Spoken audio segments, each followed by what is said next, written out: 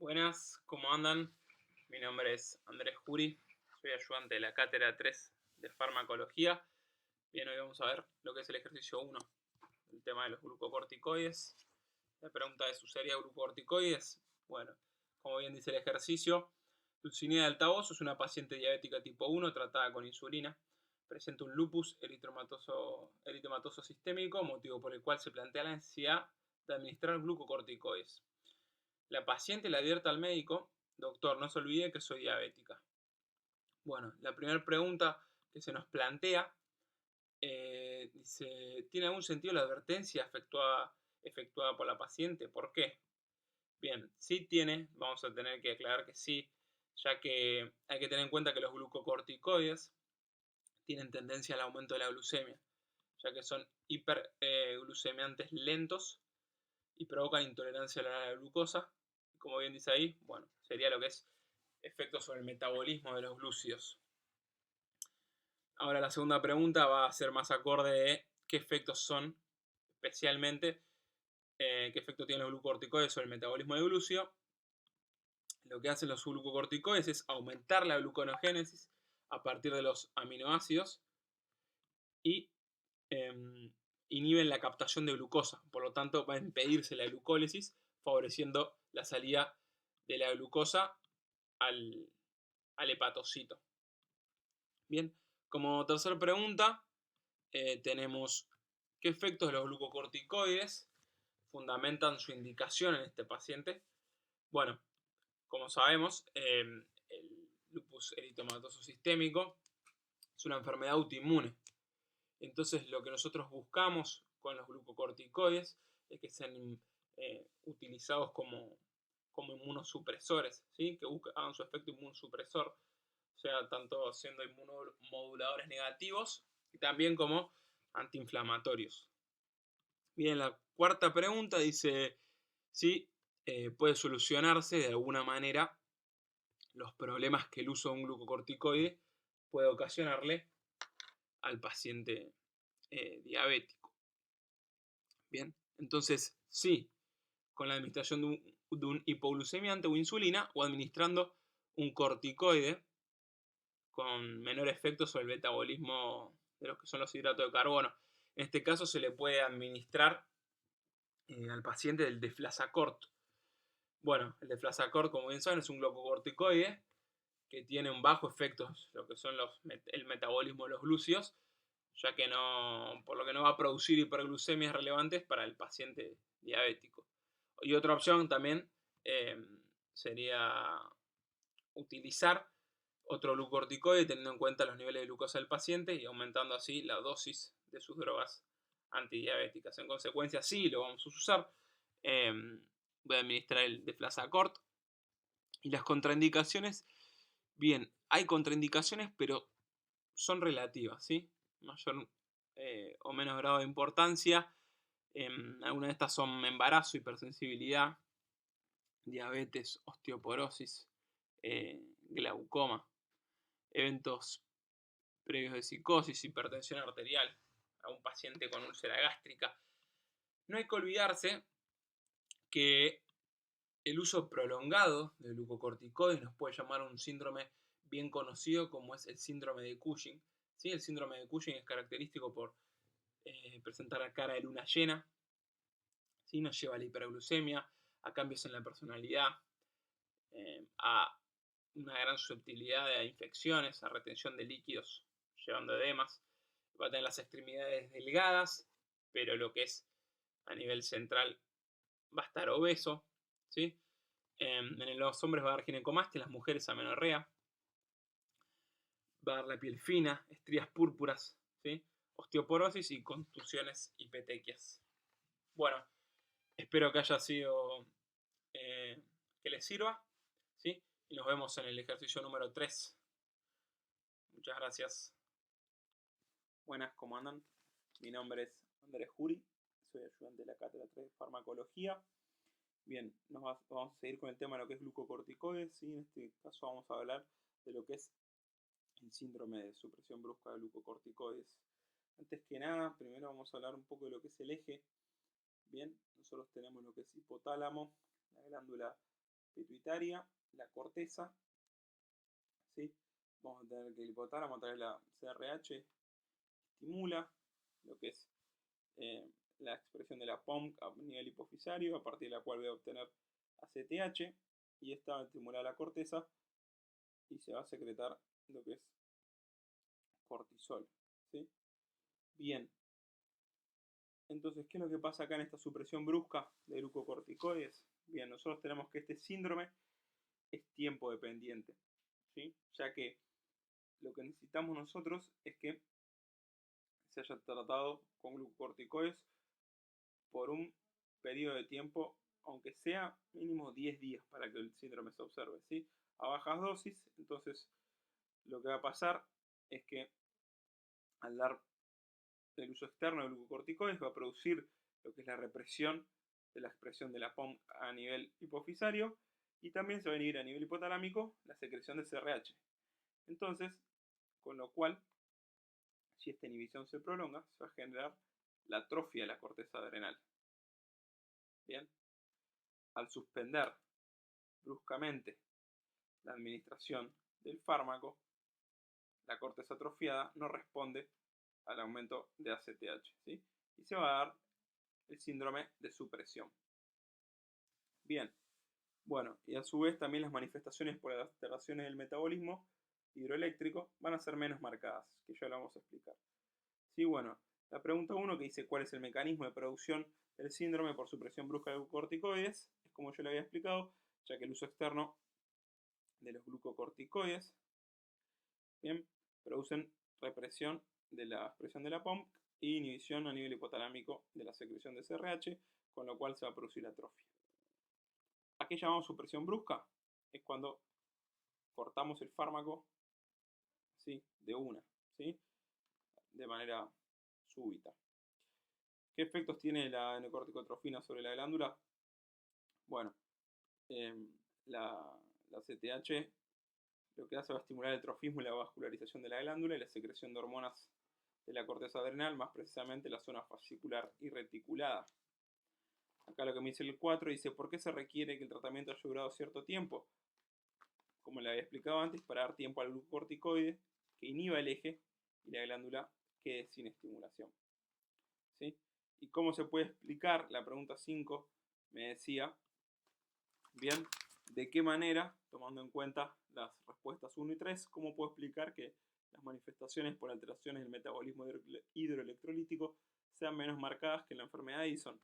Bien, ya que la CTH regula lo que es preferentemente la zona fascicular y reticular de la corteza adrenal, teniendo la zona glomerular una regulación por parte de lo que es el sistema de renina-angiotensina-aldosterona. Y por último, teniendo en cuenta las respuestas 1, 3 y 5, ¿cómo puede explicarse que se observen manifestaciones por alteraciones del metabolismo hidroelectrolítico en el síndrome por supresión brusca de glucocorticoides? Bueno, porque ya de por sí los glucocorticoides tienen un leve efecto mineralocorticoide. Bien, de eso no nos tenemos que olvidar. Y lo que sí, vayan a repasar lo que es el eje hipotálamo hipófisis adrenal, se les va a hacer mucho más llevadero lo que es el tema. Les mando un abrazo grande y mucha suerte con la cursada. Ejercicio número 4. Explique por qué. Un tratamiento inicial de la insuficiencia suprarrenal crónica, enfermedad de Addison, consiste en administrar 400 miligramos diarios de cortisol sin agregar un mineralocorticoide. ¿Cuántos microgramos de aldosterona se secretan diariamente? Bueno, primero vamos a recordar que insuficiencia suprarrenal crónica, ¿no? Entonces, un paciente que padece de esta patología, lógicamente va a tener que necesitar la administración de algún mineralocorticoide, aldosterona, lo que fuera, para poder suplir lo que la glándula suprarrenal no produce. Entonces acá dice que solo se lo trata con glucocorticoides sin agregar un mineralocorticoide. Bueno, ¿cuántos microgramos de aldosterona se secretan diariamente? Bueno, eso lo conocen ustedes de fisio, pero bueno, recordemos aproximadamente, normalmente se secretan 125 microgramos por día, lo que la glándula normalmente secreta de aldosterona para mantener el equilibrio electrolítico, ¿no es cierto? Entonces, ahora vamos a la segunda pregunta. Usando los datos del esquema 4, indicar a cuántos microgramos de aldosterona equivalen los 400 miligramos de cortisol, que es lo que se le administra al paciente como terapia sustitutiva. Entonces, veamos cómo es el esquema de las potencias. Esto es un gráfico que está en la guía. Vemos que la potencia mineralocorticoide que tiene la aldosterona es 500 y la del cortisol es 1, o sea, es 500 veces más potente la aldosterona que el cortisol. La prednisolona también tiene cierta potencia mineralocorticoide, pero un poco menos, 0,8 que el cortisol. Y finalmente, dexametasona, betametasona, es decir, los glucocorticoides que son más potentes a nivel antiinflamatorio prácticamente no tienen potencia mineralocorticoide. Esto, si lo tienen en la guía, sí que lo pueden sacar ahí. Pero lo importante es la relación 500 de la aldosterona, 1 de cortisol, la relación de potencias. ¿Y por qué? Porque a partir de esto, acá la pregunta 3 nos dice, en consecuencia, ¿por qué no se agregan mineralocorticoides para el tratamiento de la insuficiencia suprarrenal aguda? Bueno, si vamos a la fórmula de dosis y potencias de equivalencia, ¿no? La fórmula es dosis 1 por potencia 1 igual a dosis 2 por potencia 2. Suponemos que 1 es el cortisol y 2 es la aldosterona. Entonces, tenemos que, como nos dice el problema, 400 miligramos de cortisol es la dosis de cortisol. 1 es la potencia del cortisol. 500 es la potencia de la aldosterona y tenemos que despejar de esta fórmula la dosis que corresponde a aldosterona, la dosis equivalente a estos 400 miligramos de cortisol que estamos administrando. Bueno, haciendo la cuenta, pasando 500 al otro miembro, sacamos y nos queda 0,8 miligramos.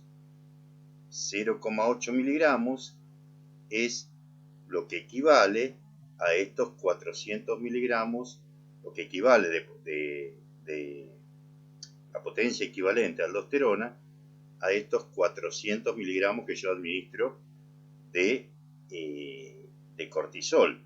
Es decir, 0,8 miligramos son 800 microgramos, ¿sí? Pasando de miligramos a microgramos. Es decir, que cuando yo administre 400 miligramos de cortisol, estoy administrando el equivalente a 800 microgramos de aldosterona diarios. Esto es mucho más, lógicamente, que los 125 normales que se requieren para el funcionamiento normal de la parte de la parte hidroelectrolítica. O sea que yo estoy con esta dosis cubriendo las necesidades del organismo para mantener ese equilibrio. En consecuencia dice, ¿por qué no se agregan mineralocorticoides para el tratamiento de la insuficiencia suprarrenal aguda?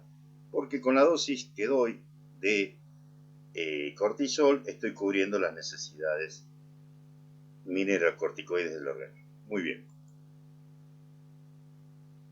4. ¿Qué conclusiones sobre riesgos de uso de altas dosis de cortisol en otras patologías pueden obtenerse de este ejercicio? Bueno, el riesgo de uso de altas dosis de cortisol es que el cortisol, como tiene un efecto mineralocorticoide, al darlo en altas dosis, como dice acá, podría tener efectos sobre el metabolismo hidroelectrolítico, por ejemplo, traer hipertensión arterial por retención salina, y bueno, en casos donde el paciente curse con una insuficiencia renal o una insuficiencia cardíaca congestiva, todos esos casos hay que tenerlo muy en cuenta porque podrían presentarse complicaciones.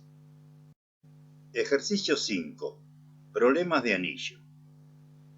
Se tomó un anillo de tráquea de cobayo, se lo colocó en un baño de órgano aislado y se indujo su contracción con histamina.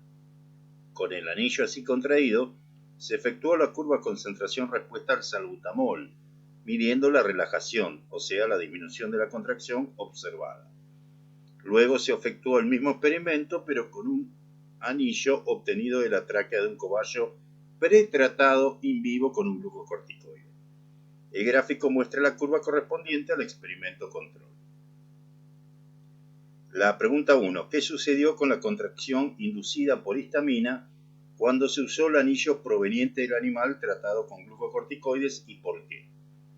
Bueno, en primer lugar, tenemos que aclarar una cosa. Acá en estos experimentos de órgano aislado, donde yo voy a medir relajación de un músculo, como es este caso, donde a mayor altura de la curva, mayor relajación, esto sería un 100% de relajación, acá un 0%, el músculo tiene que estar precontraído. Entonces yo tengo que hacer un pretratamiento, por ejemplo con histamina, para contraerlo. Está con un grado de contracción alto y yo lo voy a relajar agregando salbutamol. Mayor relajación, mayor altura, mayor, digamos, eficacia en la curva. Esto es salbutamol. Para recordar, el salbutamol, ¿no?, es un agonista beta 2 y a mayor cantidad de salbutamol, por supuesto, se produce mayor relajación, mayor broncodilatación. Pero también se podría medir no solo relajación del músculo, sino podría medirse también, bueno, si se pudiera, el diámetro, digamos, de la luz del bronquio. Pero bueno, esto sería la curva básica, un pretratamiento como mecanismo auxiliar para poder observar la relajación, en este caso con histamina. Cuando yo trate con o sea, yo tengo dos grupos. Este es el ensayo del grupo normal que no está pretratado. El otro grupo está pretratado por un tiempo, digamos una semana, algo así, el enunciado no lo aclara, pero por un tiempo considerable, está pretratado con glucocorticoides. Entonces, ¿qué es lo que uno espera que se observe? Bueno, lo que espera que se observe es que se produzca una upregulation, porque los glucocorticoides producen upregulation de los receptores beta seroenérgicos, y al haber más cantidad de receptores, la curva se corra a la izquierda con respecto al control, ¿sí? En lugar de perder potencia, ¿se acuerdan cómo pasaba con el antagonismo competitivo? En este caso está ganando potencia porque hay más receptores. Al haber más receptores, con menor cantidad de agonistas, yo alcanzo la misma respuesta. En principio la eficacia se mantiene, pero la potencia aumenta al haber más cantidad de receptores. Esto es lo que se esperaría de la curva. Dice, ¿por qué se aclara que el pretratamiento con el glucocorticoide fue in vivo? Eso en el enunciado. Bueno, porque para que pueda pasar este fenómeno, que existe la upregulation, es evidente que el tejido tiene que estar vivo, porque la upregulation implica síntesis proteica, ¿no? ¿Qué conclusiones para la práctica clínica pueden obtenerse de este ejercicio? Bueno, que los glucocorticoides se utilizan en enfermedades del tracto respiratorio, tanto, no sé, en EPOC, asma, fundamentalmente por sus efectos, como ustedes ya saben, antiinflamatorios y sus efectos antialérgicos. Eso es, digamos, la causa por la cual se administran glucocorticoides en este tipo de patologías. Pero además, favorecen también, como cosa secundaria, pero es para remarcar, favorecen la acción de los agonistas beta 2 al producir la upregulation de estos agonistas que son broncodilatadores, ¿sí? El glucocorticoide ya sabemos que no es broncodilatador, no actúa sobre el músculo per se, sino que es fundamentalmente antiinflamatorio y antialérgico. Veamos ahora el ejercicio número 7, análisis de un hemograma. Tenemos el hemograma que se le realizó al paciente Hemplex. Y bueno, acá tenemos los datos: hematocrito 55, hemoglobina 18 gramos por decilitro, etcétera, etcétera. Entonces vemos estos datos y vamos a compararlos a ver si estos valores caen dentro de los valores normales. Y si no caen, bueno, vamos a decir si están aumentados, si están disminuidos. Y lo que vamos a hacer posteriormente es ver si esto se puede atribuir a un tratamiento con glucocorticoides. Es decir, ver si estos cambios son los cambios que uno esperaría si el paciente estuviera tratado con glucocorticoides.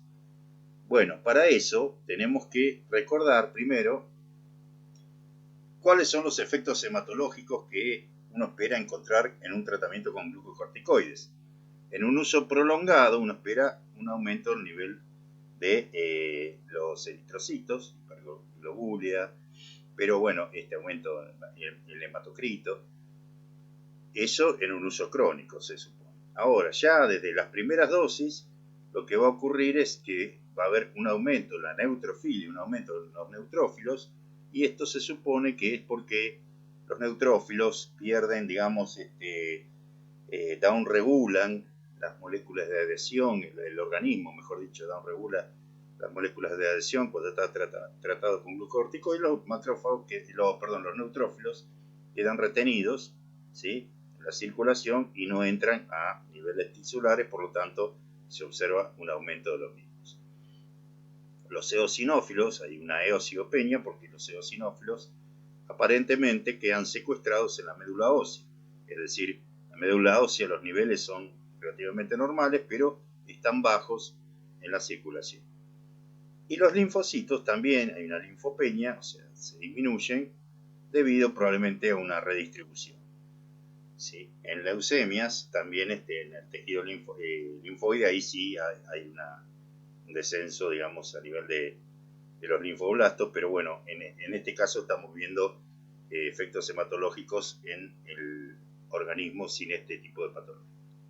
Entonces, esto para que tengamos una idea de los valores normales, por ejemplo, linfocitos de 23 a 35%, monocitos 4-8%, eosinófilos 0,54%, bueno, más o menos, como para que nos dé una idea, contra esto, digamos, vamos a comparar, por ejemplo, el hematocrito en los varones es entre el 42 y 52% más o menos, esto es aproximado, la mujer es un poco más bajo, entre 37 y 48. No importa, lo que vamos a ver si estos datos que nos da el problema más o menos encajan con los datos que uno esperaría de los valores normales o si están cambiados. Y si están cambiados, ver si eso puede atribuirse a que el paciente esté tratado con corticoides. Entonces, para contestar la pregunta, para cada uno de los resultados indiquen si corresponde a valores normales o no. Bueno, tenemos que comparar las dos tablas. Acá, la otra tabla la tiene en la diapositiva anterior, pero acá lo que pusimos es una serie de flechas. Veamos, vamos punto a punto. El hematocrito dice que 55%, está un poco aumentado, la hemoglobina también, un poco aumentada. Los leucocitos más o menos están normales, ahí en el límite, pero bueno. Los neutrófilos están disminuidos, los eosinófilos aumentados, los linfocitos se ven aumentados y los monocitos más o menos están cerca, pero o cerca o un poquito bajo, pero más o menos. Bueno, entonces,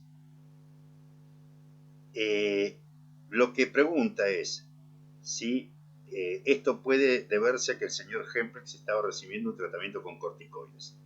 Y bueno, si vemos la parte de los neutrófilos, como los linfocitos y los eosinófilos, vemos que en este caso no coincide el tratamiento con glucocorticoides. ¿Por qué? Porque los neutrófilos están disminuidos y uno espera que estén aumentados, ¿no?, que haya una neutrofilia. Los eosinófilos, si bien acá, bueno, después vemos que el análisis no está en detalle, pero eso es una cosa que el problema no lo pide, no importa. Los eosinófilos vemos que están aumentados, uno esperaría que estén disminuidos, mientras que en el caso de los linfocitos vemos que hay un aumento de los linfocitos cuando lo que uno espera es una linfopenia, ¿no?, una disminución. O sea, hay un patrón poco anormal en los valores del hemograma, pero es difícil, ¿no?, que esto sea, digamos, el cambio que uno espera si el paciente está tratado con corticoides solamente. Ejercicio número 8. Trabaje de perito judicial. Ejercicio basado en un caso real, que se recibió en consulta en este departamento. Una médica indicó a un paciente que tome colchicina 0,5 miligramos cada 30 minutos hasta que aparezca diarrea. Así estaba escrito por la profesional. No fue una mala interpretación del paciente. La diarrea apareció cuando el paciente había ingerido casi 20 miligramos del antigotoso. El paciente falleció y esto dio origen a un juicio por mala praxis. Supongamos que usted es un perito médico del Poder Judicial. ¿Qué opinión emitiría? ¿Por qué? Bien, bueno, recordemos primero que nada que la colchicina, se utiliza para disminuir los síntomas inflamatorios del ataque agudo gotoso, eh, pero bueno, la podemos administrar vía oral o vía intravenosa. Siempre se prefiere vía oral y no intravenosa, ya que la intravenosa nos puede llegar a generar una flebitis local y además, algo muy importante, nos evita la tolerancia digestiva. Es decir, nos enmascara los síntomas digestivos como náuseas, diarrea, vómitos, dolor cólico, entre otros, que puede llegar a tener el paciente. Entonces nosotros no sabemos cuándo frenar la dosis de colchicina. Primero que nada que estuvo mal dada la dosis, ya que se administra 1 miligramo, ¿no? Y se da hasta 6 miligramos. Hay un método rápido que es el que más utilizado, que es el que le estoy nombrando, que se va administrando 1 miligramo por hora hasta llegar a los 6 miligramos, que esa es la dosis máxima. Acá el paciente, primero que nada, la dosis 0,5 cada 30 minutos y llegó hasta 20 miligramos. O sea, más de 3 veces lo que tendría que haber sido. Bien, este es el método rápido que administramos 1 miligramo por hora, lo repito, hasta que desaparezcan los síntomas, aparezca diarrea, lo que nombré, los síntomas digestivos, o se llega a la dosis máxima que es de 6 miligramos. Y el método lento me es utilizado, vamos 4, 3, 2, 1, lo recuerdo yo. Primer día damos 4 miligramos, el segundo día 3 miligramos, el tercer día 2 miligramos y después damos una dosis de mantenimiento de 1 miligramo día como profilaxis. Bien, pasemos al ejercicio número 9. Otra vez preguntamos por qué. Y lo que dice el enunciado es: se recomienda que durante los primeros tiempos de un tratamiento con allopurinol en un gotoso se asocien dosis profilácticas de colchicina. ¿Y por qué? Bueno, hay que tener en cuenta que esto dice durante los primeros tiempos, ¿sí? En un paciente que ya tiene ataques de gota. Por eso dicen gotoso. Típicamente, sí, el allopurinol es un hipouricemiante, se utiliza para bajar la uricemia, pero en el caso de que el paciente ya tenga un ataque de gota, ya tenga, digamos, tofos, mientras, digamos, el paciente está en esa etapa, al disminuir la uricemia, que es lo que produce el allopurinol, lo que ocurre es que algunos tofos que se van disgregando porque está bajando la cantidad de ácido úrico, se van solubilizando, pueden reprecipitar en otra parte, en otra articulación, formando un tofo nuevo, y eso puede generar ataque agudo de gota, además de, bueno, en definitiva podría generar también una nefropatía úrica. Entonces lo que se recomienda es que durante las primeras etapas de este tratamiento, en un paciente gotoso, esto no es necesario hacerlo si el paciente no llegó al extremo de sufrir gotas, sino que simplemente tiene una pequeña, digamos, hiperuricemia. Entonces, en el caso del paciente gotoso, lo que se hace es dar dosis profilácticas de colchicina, que, como sabemos, por el mecanismo de acción que tiene, es un antimitótico. Lo que va a hacer es impedir, digamos, que se forme el tofo, porque en definitiva esto es una reacción que el organismo, inmune del organismo, que lo que hace es que es, digamos, una inflamación, una reacción inflamatoria, que lo que hace que se vaya generando los depósitos de cristales, se vaya formando el tofo. Es decir, que si yo freno, digamos, la parte inmune de esa respuesta, tampoco se va a producir el tofo, y ese sería el efecto profiláctico, si se quiere, de la colchicina. La colchicina, si bien es un antimitótico, se está siendo usada, en este caso, como un antiinflamatorio. Lógicamente, también hay otros compuestos que podrían usarse, pero la colchicina es, de alguna manera, en este sentido, el más eficaz, aunque, como ya hemos visto, prácticamente no se usa por su toxicidad, ¿no? Al ser un antimitótico es una droga muy peligrosa, por lo tanto muchas veces se prefieren usar otros antiinflamatorios, sean corticoides, sean AINES, para el caso de fundamentalmente disminuir la inflamación y por supuesto disminuir el dolor. Vamos al ejercicio 10. Excreción urinaria de metabolitos. En este caso estamos en la parte de úricos úricos, es decir, de hipuricemiantes. Es decir, estamos con el alopurinol, también podría ser el Fluxostat, pero en este caso es el alopurinol. Dice el enunciado: se midió la excreción urinaria en 24 horas de ácido úrico y de xantina en los mismos individuos antes, que sería el control, y durante un tratamiento crónico con alopurinol. El gráfico muestra los resultados correspondientes al periodo control. Es decir, el control, la excreción urinaria de ácido úrico y la excreción de xantina. Fíjense, el ácido úrico, al ser un producto de la xantina, está aumentado porque es, digamos, lo que se va a excretar. Dibujar las barras correspondientes al tratamiento con alopurinol, fundamentando los dibujos efectuados. Recordemos, esto está en la guía, el mecanismo de acción del alopurinol. El alopurinol es un inhibidor de la xantina oxidasa. La xantina oxidasa es la droga que transforma la xantina en hipoxantina y también la hipoxantina en ácido úrico, pero su mecanismo de acción, el alopurinol, en realidad es un sustrato de la enzima, es decir, compite por la enzima, impidiendo que la xantina la use, digamos, esta es una competencia, entonces la xantina no va a transformarse en hipoxantina y no va a transformarse en ácido úrico, haciendo bajar la uricemia. ¿Qué pasa? El alopurinol, al ser metabolizado por la xantina oxidasa, se transforma en oxipurinol, que es un compuesto que inhibe también a la enzima, pero de manera no competitiva.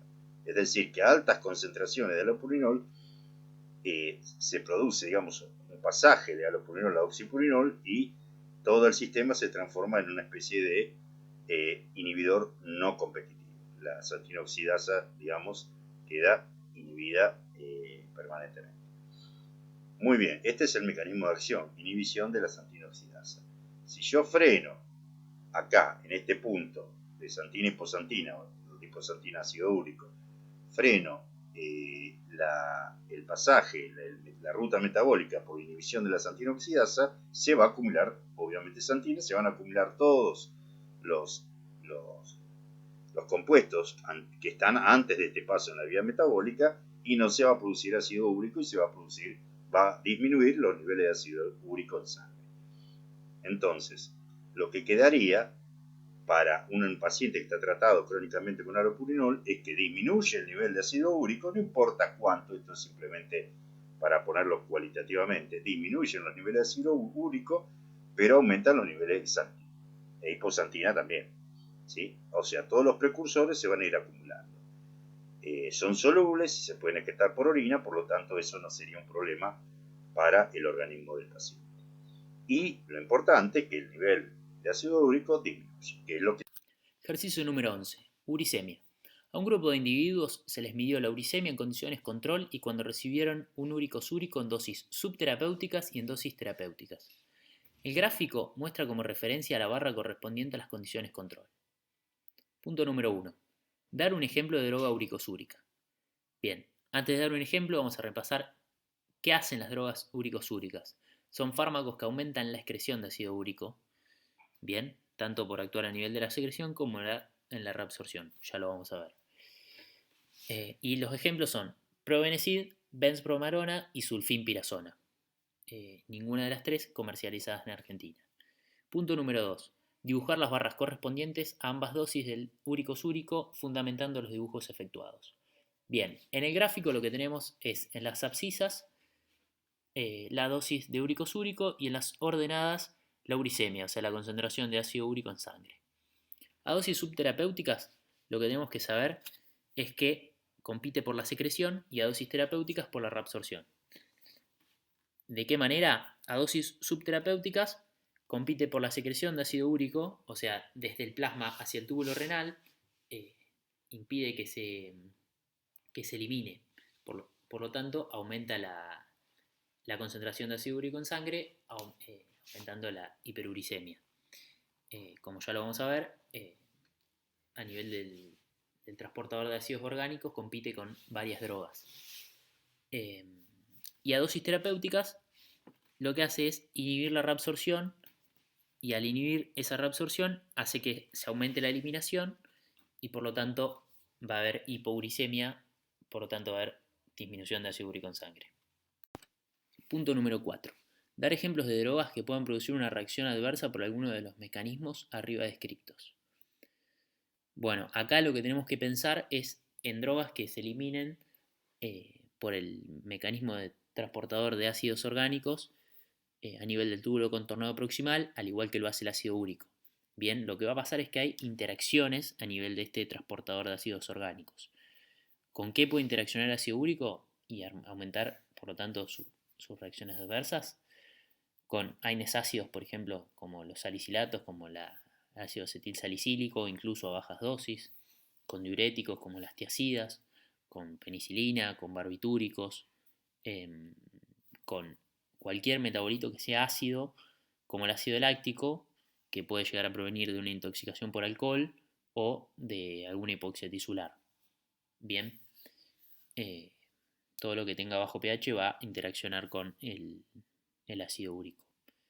Punto número 5. Si no lo contestó antes, ¿qué efectos tiene el alcohol sobre la uricemia? ¿Y por qué mecanismos?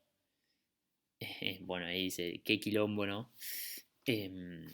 Bien, ahí en repaso del alcohol lo que hay que saber es, como dije, el concepto básico que interacciona a nivel del túbulo contorneo proximal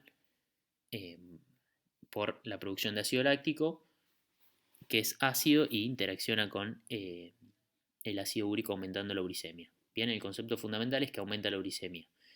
Y ahí tenemos un repaso de la vida del alcohol, que por dos reacciones a través de dos enzimas, la alcohol deshidrogenasa y la acetaldehído deshidrogenasa, va a terminar formando ácido acético. Para esto lo que hace es la reducción de moléculas de NAD, generando NADH.